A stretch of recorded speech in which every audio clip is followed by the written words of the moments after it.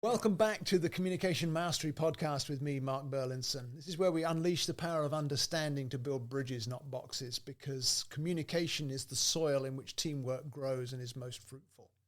This is another of our question and response episodes where we take the questions you've asked and give you responses. And so as we go through this, or any of the other episodes for that matter, as you think of questions, be sure and go to the contact form on my website at markburlinson.com and just send in your questions. I'd love to hear them, love to include them like this in a future episode. So let's jump right in. Our first question says, if someone blames you for something that wasn't your fault, what's the best way to set the record straight? Well, I'll tell you the worst way to set the record straight is to simply go on and on about how right you were, because that will automatically make someone be your opponent rather than on your side. But if someone blames you for something that wasn't your fault, there are two ways to handle it. The first is if they're open to being shown that they misunderstood, then you need to approach them and say, I wonder if we could have a conversation about what you told me or what you said or the conclusion you came to, because I believe you've misunderstood what was happening or what I did. And I would like the opportunity to explain.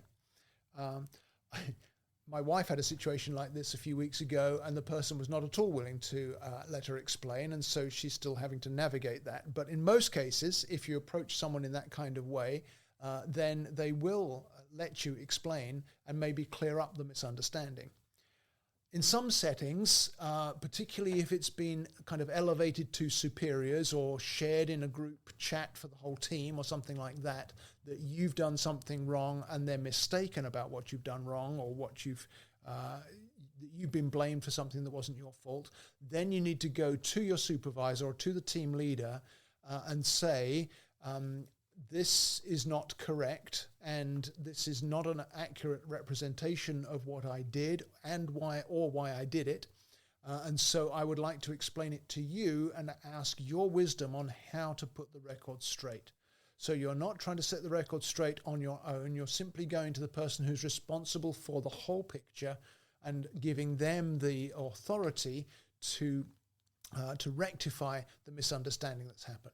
And so obviously the question doesn't say specifically what the blame was for or what the fault was, but you want to be careful in that setting not to blame somebody else, but simply to explain your part in the picture. And that will then give your boss or your team leader or your supervisor, whoever it may be, the information they need for them to work out what happens next. On the odd occasion where a supervisor doesn't have the skills to handle that, then if necessary, you may need to take it to HR or take it up the chain of command. But if you do that, you do need to be doing that with your supervisor's knowledge, so they don't feel like you've gone behind their back, unless you've had enough of working there, and then that might be a different story. Okay, next question. When a client keeps saying no to your ideas, how do you pivot the conversation? When you're trying to help somebody and they keep saying no, that is frustrating, isn't it? And so what I would often say to a client who's resistant to the solutions I'm offering would be, well, what would you like to see happen? Or what are you aiming to achieve that you think I could help you with? Because then you're inviting their offer of their part of the picture. It may be that they misunderstand what you can do or how you would do it, but at least they are giving their part of the story. When they're saying no, it's usually because what I'm offering hasn't fully understood what their need is, or it doesn't seem to them that it's meeting the need or the challenge or the issue that they want to resolve. And so if there's constant saying of no, resist the urge to get frustrated, because actually this is giving you the opportunity to exercise curiosity. What is it about what I'm offering you that isn't fitting? What is it that is not sitting well with you? What would you see as part of the solution that you think I could help with? So that will give you the bridge then to have more of a conversation. I always try to go into conversations with potential clients with a great deal of curiosity. How can I help you? It's not that I'm trying to push on you the one thing I do. I do lots of different things. But if I have curiosity about what your needs are, and I can then meet at least one of those needs, then you're going to want to hire me for future work as well, because we've had a successful working relationship. So that's what I would recommend to pivot the conversation. Invite the client's input and then make sure you're understanding with clarity what their need is so that you can offer something that's going to meet that need more effectively. All right, next question. What's a good way to approach a friend who always dominates the conversation? Wow, there's no name on this, so I don't know who asked this, so I'm not going to mention any names as I answer it. But it is tough, isn't it, when you've got a friend who talks too much and talks over other people. One of the things that makes a difference is, are they dominating you in the conversation or are they dominating others? Because sometimes those of us with an understanding of communication recognize when someone's dominating other people in the conversation, maybe more than they're dominating us, or maybe we experience it for ourselves as well. Usually, again, that would be a sign of insecurity or a sign of inferiority sometimes as well. And so it can be approached by saying, hey, I've noticed that when we're in a group having a conversation, it seems like other people feel like you're riding over them, that you're maybe not giving them space to have their part. And so I wanted to reflect to you that I think you might be missing out on things that others could say that you would find interesting or you would find valuable. So rather than attacking it head on, look at a third party and try to draw the person in. That will give you a fairly quick read on whether they're open to that input or not. And then sometimes you'll need to escalate it. If a friend is constantly dominating, you may need to get to the point of saying, hey, listen, I'm your friend and I care about you. And the way that you behave in conversations is going to drive all your friends away unless you can find a way to change it. Why don't you contact Mark and ask him to help you with communication skills? No, that's, but if you tackle it directly like that with somebody who's so overbearing that they just don't know, in 80% of the cases that will help. Because someone who's that overbearing can often handle being addressed and challenged directly. In 20% of the cases, it won't help, but at least you've flagged the issue for them and they can't say they didn't know. It takes bravery, but all of us have that mover language somewhere in our profiles and you can pull it up when you need it. So I hope that helps. Next question. If you need to apologize, but you don't feel entirely at fault, how do you phrase it? Don't tiptoe around it, would be my straight answer to that. Because although you don't feel entirely at fault, you are at least slightly at fault. There's no situation where you feel you need to apologize where there isn't some fault on your part. And so you need to address it directly. You need to be straightforward and you need to own your part. It's much more valuable to apologize for your 20% than it is to apologize that the other person's 80% wrong and you just happen to run into it. Because that will put somebody on the defensive and that will cause them to close up and not open up. But if I come to you and say, listen, I realize that in our last conversation, we missed each other by a long ways, but I recognize that part of that was because I said this or I did that. And in your heart that's only a minor part of where it all went wrong. But if you can offer your apology sincerely for the part that you got wrong, it will very often open the door to the other person also seeing that they had a part in it as well. And even if they only give a 30% apology for 80% wrong, it's still a step in the right direction, isn't it? So that would be how I would phrase it. I would own my own part and apologize to them for my part, without saying, but of course your part was much worse. You had much more to apologize for, and why don't you go ahead and do it? That kind of head-on confrontation doesn't usually foster an apologetic heart. But if you own your own stuff, it will do. Next one. How do you build rapport with someone who seems uninterested in talking to you? Yeah. Well, maybe you do and maybe you don't. Ideally, you would be able to by being inquisitive about them, curious about their life or their journey or their work. What is it you do for a living? Where do you make your money? Maybe you're at a networking meeting and you already know what they do. Well, how was it that you got into real estate? Or what is it that drew you to catering or whatever it might be? So being curious and inquisitive about someone, to draw out their why is really the most valuable way of building bridges with people. Simon Sinek had a whole book of Start With Why, because that is so often the way we can create connection. We get connected around causes, around passions, around things that really drive us to action.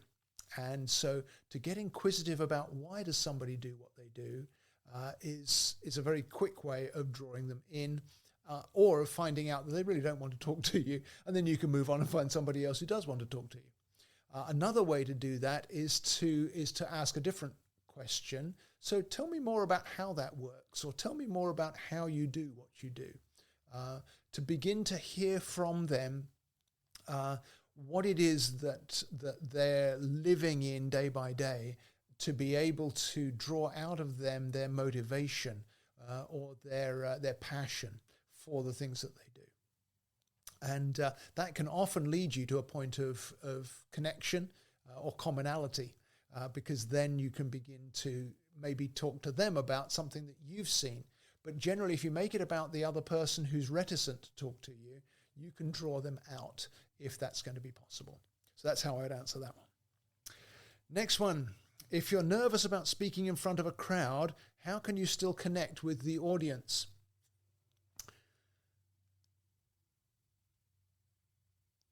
It's interesting, because transparency is the way to connect with an audience, but I don't mean the sort of transparency where you stand up and say, I'm not very good at this and I don't know what I'm going to say in front of all of you.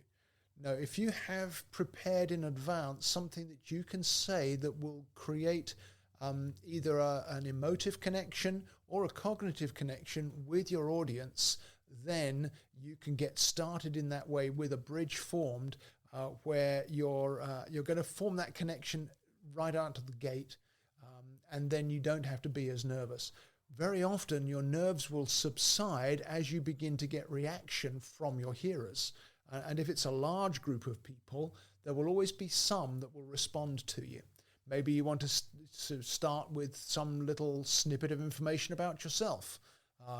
For example, I've sometimes stood up and said, hey, I don't know if you knew this, but I actually have 3 passports because I'm a citizen of 3 different nations. And then as you scan the crowd, you can see there's 1 or 2 folks at maybe in the front or in the middle who go, oh, and you see the reaction on their faces, and then you can follow on from there, having that connection. Or maybe you tell a funny story of something that you've done that was humorous, or a way into to create that kind of a bridge that's revealing something of who you are in a way that's non-threatening. So it's not transparency of, let me tell you how amazing I am, let me tell you how skilled I am. No, let me tell you how human I am. Let me tell you how normal I am, or how relatable I can be, by telling some kind of story that will create a connection. Obviously, that'll be different depending on the crowd, and hopefully you've got time to prepare that kind of thing. And then as you get connection with some of the crowd, even though you're nervous, again, don't acknowledge that you're nervous out loud. Acknowledge you're nervous to yourself, but look for the ones who you're making a connection with and focus on them. There will always be some people in a crowd who, nothing to do with you, will look like they're not enjoying what you're saying. Some people just have those kind of resting sad faces or resting frown faces that they don't realize that they are that they're putting you off and making you more nervous. So don't focus on them. Look for the ones who you have a connection with and make eye contact. Look around and scan the room to see where people are reacting to what you're saying, and you'll find those nerves will begin to dissipate. Whether quickly or slowly, they will still dissipate. And keep practicing so that you get better at it as you go along. All right, next one. Oh, we're back to arguments. What's the best way to approach someone after a heated argument to repair the relationship? I guess it depends on who started it to some degree, but you can always be the first to finish it. We had 3 sons, and when they were teenagers, I remember there were plenty of arguments, and my response to them arguing with each other was, I don't care who started it, tell me who's going to finish it. And I didn't mean take a swing at somebody. I meant who's going to own up to their part in escalating this or starting it in the first place, because you don't get fires without sparks. And so somebody somewhere said something, and they probably knew they were saying something that started the heated argument. And we all know that heated arguments don't achieve connection until you have the maturity to recognize that you were the spark that started it, or you were at least one of the sparks that started it, and you own your part. And so to go to someone, let's assume it's just the two of you who've had a heated argument. Maybe it's a spouse, maybe it's a co-worker, maybe it's your boss. But if you go to that person and say, after a little bit of time for tempers to calm down a little bit, go to them and say, hey, I want to apologize because I realized that I started this by saying so-and-so or by doing that. And I'm sorry, because us arguing isn't going to achieve a resolution. Can we try again and talk about this like colleagues, or can we talk about this like friends? Can we talk about this to help each other both benefit from the interaction? So if I own my part and I go first, I always say that the most mature person goes first in resolving those kinds of heated arguments. Nothing wrong with having a disagreement, but when it becomes heated, one or other of us, probably both of us, have created the spark that started that fire. And if I own my spark and apologize for that, it's more likely that the other person will also own their spark and apologize for that, and then we can begin to repair the bridge that we've burned. All right, I guess this one flows right on from the heated argument. If a loved one is venting and you want to offer advice, how do you make sure they feel heard first? Sometimes venting and advice don't belong in the same conversation. Sometimes they do, but sometimes they don't. And so when a loved one is venting, you need to listen carefully to the venting. Because if the venting is purely frustration rather than looking for resolution or solution, then you need to simply acknowledge how frustrating it is for them. Just simply say something like, oh, wow, that's got to be so frustrating. Or even say, I can't imagine how frustrated you must feel.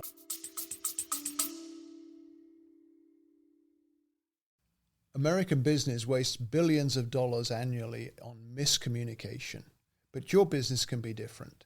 You can leverage the Communication IQ system to give you greater collaboration, deeper understanding in your teamwork, more effective sales and customer service, as well as effective education for all of your team members. You can contact me through my website to find out how this could benefit your business. Just go to my website at markburlinson.com. All the links to reach me are right there. And let's have a conversation about how Communication IQ can take your business to the next level. About this, especially if it's you that's causing the venting. I recognize that I'm frustrating you, and I'm sorry that I have frustrated you. Later, I'd like us to revisit this to see if I can do something different in the future. So you can separate the venting from the offering of advice. You certainly need to say something like, I understand that, or I hear you. Simply saying I hear you can often cause the person to recognize that they don't need to vent with such force anymore.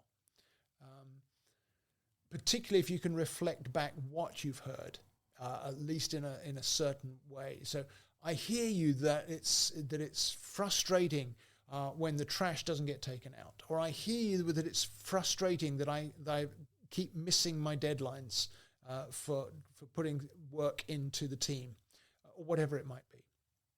If you can say I hear you, then they will be able to maybe tone down the venting to some degree, in order that you can then say, wait, could we look at what can we change that would make this better for you? What can I change that will make a difference for you in this situation? Again, we don't have a specific situation, so it's hard to zero in with great detail. But sometimes it can also be helpful if you've tried this and it hasn't worked and it's becoming a repeating pattern. Then you need to step into their venting and say, I see how frustrating this is, and I also see that it's been frustrating on multiple occasions. I wonder if we should ask someone else to help us to resolve this, because sometimes bringing somebody else in can be very valuable. All right, next question. When a boss or a client keeps giving unclear instructions, how do you ask for clarification without sounding incompetent? Yes. Thankfully, most of my clients don't give unclear instructions, so that's a good thing for me. But I understand that it's very difficult, particularly if you're in a service position. If the person doesn't know what they want, then it's a challenge to ask for clarification. However, if you can grasp what it is they have asked for, it's certainly not enough, and you as a skilled person will know that it's only 30% of what's needed, but you can grasp what is there and build on it, rather than coming across and saying, you're going to have to find a different way to tell me that because I don't understand a word of what you said, or words to that effect. So if the instructions are unclear, you can ask follow-up questions such as, could you help me see more clearly this issue or that question or this step? Some bosses won't be able to do that.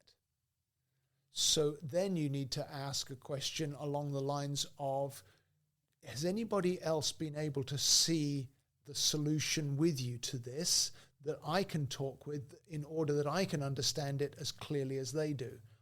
Or maybe you're going to come at it from a different angle. Say, I see that we need to achieve this goal, but I'm not hearing the steps to reach that, but I would like to consult with others on the team to see if we can come up with some suggestions for you that we could have another discussion maybe later today or maybe tomorrow in order for us to clarify what it is that would be most valuable for you. Always we want to be honoring to the boss or the client, because when the boss is unclear, it's usually because they're unclear. When the client doesn't know what they want, it's because they don't know what they want. And so we want to be helpful, and it's not going to help by pulling them down and telling them that they're not being clear. However, it can be very challenging, and I think of several situations in my working past a long time ago now, but where the clarification was hard to find. But taking some of those steps of zeroing in on what I do know and trying to build on it is usually the first place to begin. Sometimes that will lead you in a direction that is not going to be the solution to the satisfaction of the client or the boss, but it will at least show you what is the wrong direction so you can take a different path and try a different tack. So hopefully that's helpful. Okay, 2 more questions for today's episode. Number 1, if you're networking at an event and you don't know anyone, how do you start a meaningful conversation? To start with, I wouldn't. I would actually go to the food table or the refreshments or something, and I would just give myself some space to survey the room. I would look for someone who looks like they're looking to engage with others but doesn't have anyone to engage with. And then I would go to that person and say, hi, I'm so-and-so. Who are you? Tell me what you do. And then I would follow the line of what they've told me to be inquisitive about them, to ask them questions about why they do what they do. How did you get into doing that? Or what was it that drew you to photography or whatever it might be? Then you're beginning to draw out from that person what it is that makes them passionate about what they do. And before long, hopefully, they're going to turn around and want to know about you. And before you know it, you've got a great friend because you've heard about each other's journey into what you do and why you do it. And that's often a huge bridge builder. What I wouldn't do in a networking meeting is to try to sort of elbow in on some of the more animated conversations, people who are already getting along. That can be very difficult, both for the people having a conversation and for the person trying to join the conversation. If you just kind of stand on the edge with your plate of food or whatever, waiting for someone to invite you in. I would find somebody else who doesn't have someone to connect with and do what I said. Just ask them some questions to be able to build the connection, initial connection that enables you to find out more about them. Curiosity is always a great conversation starter. And finally for today, when someone ghosts your texts or emails, how do you follow up without seeming pushy? I guess the question is, why are they ghosting? Sometimes, we're talking about clients here particularly, if a client ghosts you, it may just be because they're not ready to buy yet. Or it may be that they've recognized that they shouldn't have reached out to you for what it is you offer because they needed something different. Don't take that personally, but let them ghost you. But on the other hand, if this is someone you are in a level of relationship with and they won't respond on email or text, then you need to find a way of increasing the conversation to a level that's not just words on a screen or words on paper, because there's so little connection in just the words alone. I think it's about 7 or 8% of our communication is just the words we say. Much more of it is your body language, your eye contact, your tone of voice. We've talked about that before on the podcast, and you can look back through the earlier episodes to see some of those. And so I would want to follow up with a phone call, maybe, and say, hey, it's me. I wondered if you'd been able to look at the email I sent you, or I wondered if you had any thoughts about the text that I sent. Or what did you think about my suggestion for how we could work together? Or did you have any questions about the proposal that I put in or the solution that I offered? And you're asking them to respond to you in something specific where they really need to give you a clear answer. Now, of course, with call display and they're really wanting to ghost you and you call them and then it goes to voicemail, leave a friendly but non-pushy kind of message along the lines of what I just said, what you would say to them face to face. Hey, it's me. I wanted to follow up because I made you some suggestions and I wanted to hear what you thought about that. Maybe you could give me a call back and let me know. Generally, the more a person's ghosting you, the less fruitful the direct pressure approach works. I know I've had people who are trying to sell me things that I don't want. It's not that I ghost them. I normally will reply and say, no, thanks, I'm not interested. But then they'll still push past that and try and sell me again. In which case, then you do have to get strong and block them or whatever. But that's not what the question was, though. But if someone is truly committed to not interacting with you, you need to let them have that. It may be that they'll come back around later on. I've had plenty of clients over the years I thought they'd ghosted me and just disappeared off into the sunset, and then they come back a year later and, oh, okay, yeah, let's work together, let's do something. Sometimes it's just a matter of timing. But if you follow up with a specific question, what did you think about the price I suggested? What did you think about the solution I offered? Did you have any questions about the proposal I made? Those kinds of things don't seem pushy unless you repeat them again and again. If you try that and it doesn't get a response, let it sit for a while.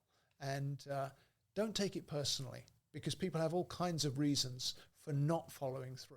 Even if they approached you in the first place, they may have just changed their minds for now. And if you handle it in that professional kind of way, they're more likely to turn around later and come back. So I hope those answers and responses have been helpful to you. If you've got questions either about what we've said today or about any of the other episodes in the podcast, send me a message on my website. Use the contact form. It's at markburlinson.com. And I'd be glad to answer those questions in a future question and response episode. Until then, see you again.